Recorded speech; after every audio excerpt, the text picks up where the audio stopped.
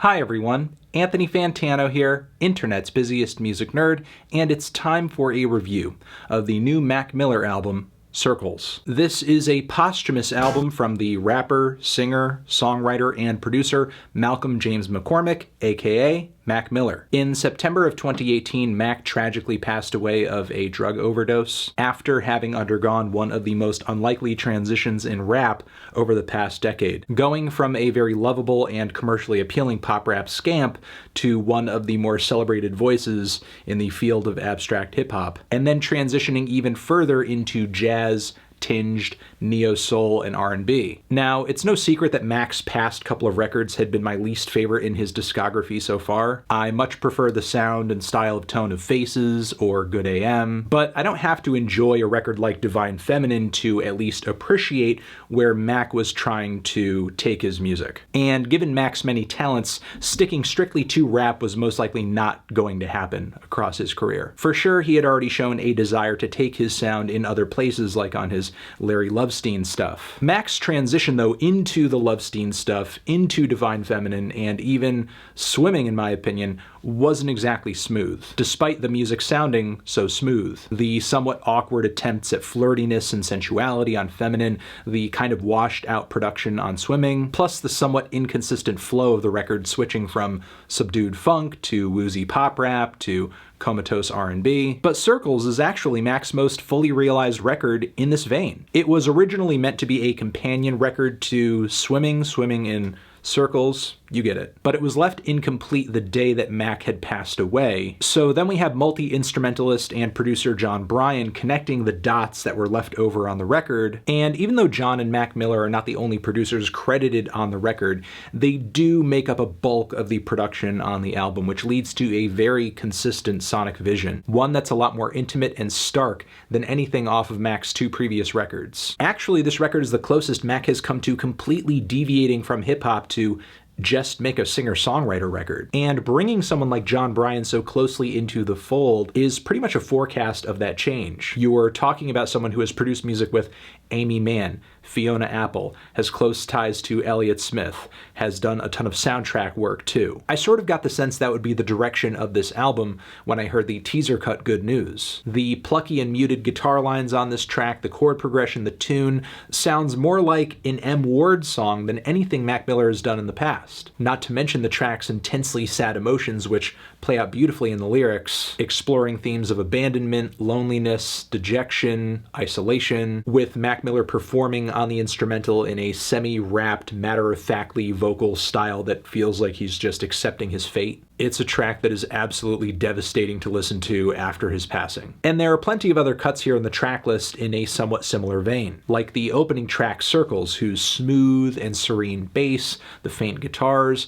as well as the very subtle embellishments around all of that, sounds like something from the Velvet Underground self-titled. I like that the instrumental direction of this record generally is very bare, very naked. It gives Mac's understated voice a lot more power with this intense focus. There's not a whole lot between you and the voice. It's just right there in your face, not in an aggressive way, but again, in an intimate way. Later in the track list, we have the song Everybody, which on a record like this, you kind of expect at one point you are going to get a somewhat sad piano ballad. This song is that cut, and it's fitted with a spotlit theatrical intro. The style of the song, from the tune to the mention of a blues player who's blind, sounds decades old. It just so turns out this track is actually a cover of Arthur Lee's Everybody's Gotta Live.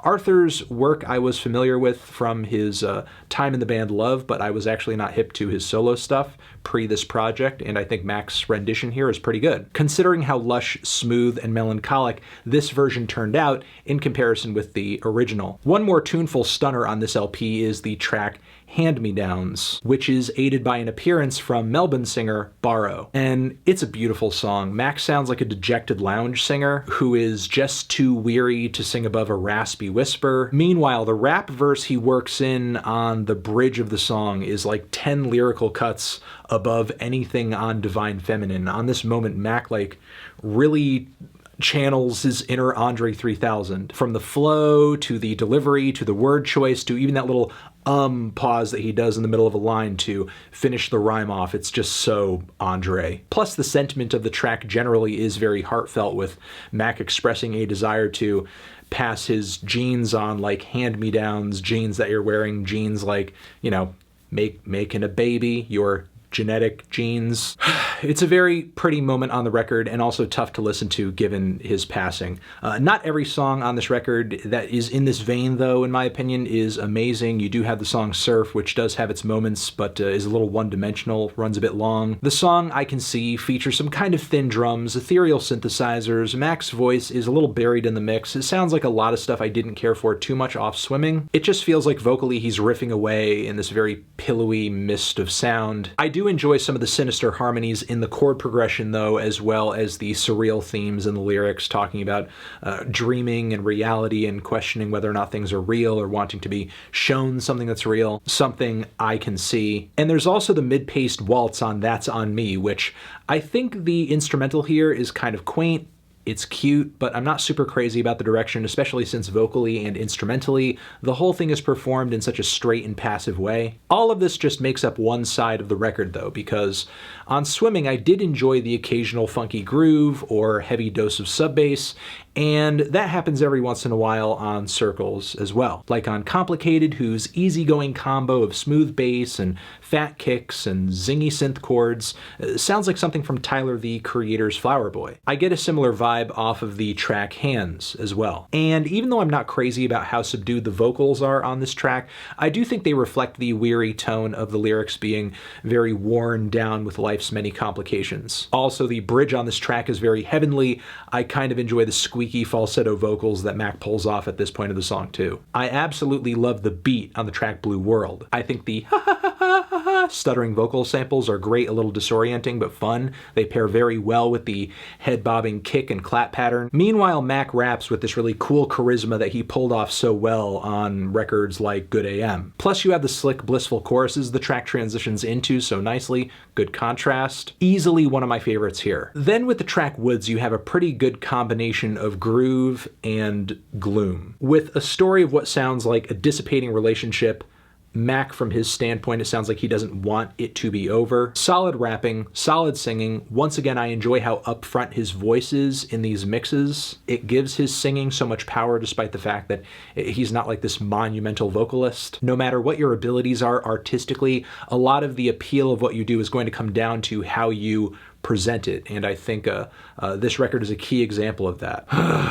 This was so good, and it's very sad to know that Mac will not be progressing past this point, but I'm not sure if fans could have asked for a better musical send-off, I suppose. Even though every track on this LP didn't exactly blow me away, this is easily the best album Mac Miller has done in this vein, and one of his more solid projects as well. From the production to the melodies to the songwriting and the performances, the way they're presented, and the lyrical focus as well. There are a lot of things to love about this LP. I'm feeling a light to decent 8 on this one. Transition. Have you given this one a listen? Did you love it? Did you hate it? What would you rate it? You're the best, you're the best. What should I review next?